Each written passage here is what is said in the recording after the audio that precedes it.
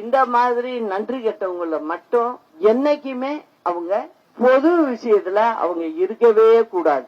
அதுக்கு நீங்க ஒரு முகத்துக்கு ஒரு பொட்டு வச்ச மாதிரி நான் சொல்றது, இந்த தமிழ்நாட்டுல இந்த தொகுதியும் முக்கியமான தொகுதி. இந்த தொகுதியில இருந்து நீங்க வாக்க செலுத்திடாதீங்க. அவருக்கு நான் பேர் சொல்ல விரும்பல, உங்களுக்கு யாருன்னு தெரியும். யாருன்னு தெரியுதா உங்களுக்கு? அதுதான் சொல்றேன். நீங்க நல்லபடியா நல்ல வாக்க கொடுப்பீங்க அப்படிங்கிற நம்பிக்கையில தான் நான் உங்களை எல்லாம் பார்த்து இந்த அளவுக்கு நடந்த விஷயத்தையும் சொன்னேன். தீர்ப்பு நீங்க தான் கொடுக்கணும், நல்ல தீர்ப்பா கொடுக்கணும். 505 தேர்தல் அறிக்கைய முன்னாடி கொடுத்தாங்க வாக்குறுதி திமுக. ஆனா இன்ன வரைக்கும் எதுவும் செய்யல. நான் தமிழ்நாடு முழுவதுமே அவங்க ஒரு 50 கூட நிறைவேற்றல. அதுல இந்த தொகுதி இது 8 பிரச்சனை கொடுத்திருக்காங்க. அந்த 8 பிரச்சனையும் செய்யல அப்படிங்கறத சொல்லிக்கிறேன். இவங்க என்ன சொல்றாங்க, திமுக எதிர்கட்சி என்ன சொல்லுது, 8000 ரூபாய் டோக்கன் கொடுக்கறோம், நீங்க வாக்கு போடுங்க. 8000 ரூபாய் டோக்கனுக்கு கடையில கொண்டு கொடுத்தீங்கன்னா சாமான் உங்களுக்கு பிடிச்ச சாமானா வாங்கிக்கலாங்கிறாங்க. அதோட முடிஞ்சு போச்சா? உங்களுக்கு குடும்பம் நடத்துறதுக்கு இப்ப வசதி வாய்ப்பு வேண்டாமா?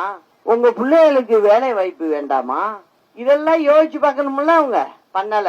என்ன சொல்றாங்க, 8000 ரூபாயும் அவங்க அப்பா விட்டு பணம் கிடையாது. அதே போல இந்த ஊர்கள்ல இருக்கிறார்ல, அவரு என்ன சொல்றாரு, இது துரோக கூட்டணி. இது இந்த கட்சி இது என்ன சொல்லுது, ஒரு ஃப்ரிட்ஜ் தரேன், 10,000 ரூபாய் பணம் தரேன். இது எல்லாம் இவங்க வீட்டுல இருந்து எடுத்துட்டு வரல, சிலுவம்பாளையத்துல இருந்தெல்லாம் எடுத்துட்டு வந்து கொடுக்கல, கடை வாங்கி கொடுக்கறது தான். ஏற்கனவே கடை வாங்கி 12 லட்சம் கோடியில தவிச்சுக்கிட்டு இருக்கோம். ஆளுகளுக்கு சம்பளம் போட முடியல, அரசாங்க வேலையில பார்க்க இருக்கிறவங்களுக்கு எதுவும் பண்ண முடியல. உங்ககிட்ட கரண்ட் சார்ஜ்ல பணத்தை வாங்குறது வருஷத்துக்கு 20,000 கோடி. அதை இல்லாம எங்க பார்த்தாலும் கடைக்கெல்லாம் எல்லாத்துக்கும் வரியை ஏத்துறது. இந்த வேலையெல்லாம் பண்றாங்களே ஒழிய வேற எதுவும் செய்யல. அரசாங்கத்துக்கு வருமானத்தையும் கொண்டுட்டு வரல.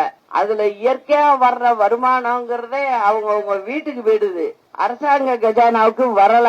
அதனால கடனை வாங்கு, நீ இவ்வளவு வாங்கினீன்னா நான் இவ்வளவு வாங்குறேன். அந்த போட்டியில வாங்கிட்டு கடனை சேர்த்து 8 கோடி மக்கள் தலையில வச்சு இப்ப உள்ள 12 லட்சம் கோடிக்கு ஒவ்வொருத்த தலையில 2 லட்சம் ரூபாய் கடன் இருக்கு. உங்க வீட்டுல ஒரு புள்ள ஒண்ணு பிறக்குதுன்னா அந்த புள்ள தலையிலயும் 2 லட்சம் ரூபாய வச்சிருக்காங்க. இவங்க 2 பேரும் மாத்தி மாத்தி இததான் செய்யறாங்க.